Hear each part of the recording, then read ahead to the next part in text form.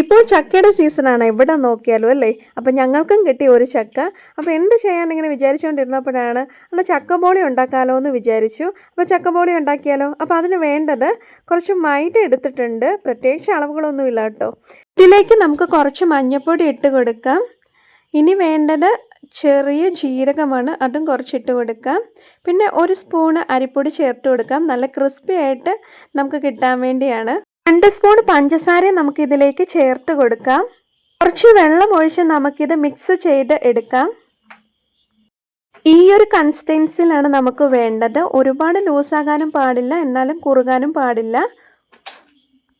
ചട്ടിയിൽ നമുക്ക് എണ്ണ ഒഴിച്ച് കൊടുക്കാം. ഇത് ഒരുപാട് എണ്ണയൊന്നും ഒഴിക്കുന്നില്ല കേട്ടോ, കുറച്ചേ ഒഴിക്കുന്നുള്ളൂ. ഇത് ചൂടായതിന് ശേഷം നമുക്ക് ഒരുപാട് പഴുത്ത ചക്കപ്പഴം അല്ല കേട്ടോ, മിനിമം ആയിട്ട് പഴുത്തിട്ടുള്ളൂ. അപ്പം നമ്മളിത് ഓരോ ചക്കച്ചോളം എടുത്തിട്ട് ഈ ബാറ്ററിയിൽ ഡിപ്പ് ചെയ്ത് നമുക്ക് പൊരിച്ചെടുക്കാം.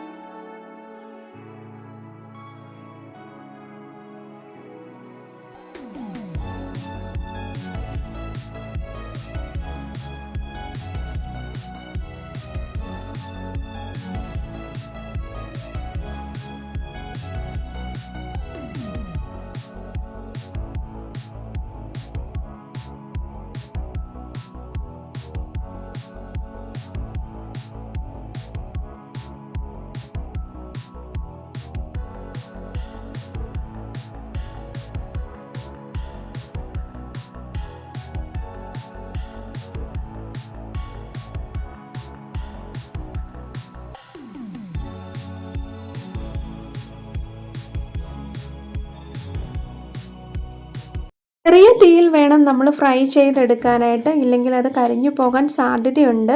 ഇനി നമുക്കിത് മറിച്ചിടാം. ചക്കപ്പഴം ബോളി ഇവിടെ റെഡി ആയിട്ടുണ്ട്. ഇനി നമുക്കത് കോരി വേറൊരു പാത്രത്തിലേക്ക് മാറ്റി വെക്കാം. അപ്പോൾ ഇനിയുള്ള ചക്കപ്പഴം കൂടെ ഇതുപോലെ നമുക്ക് ബാറ്ററി മുക്കി ഇട്ട് കൊടുക്കാം.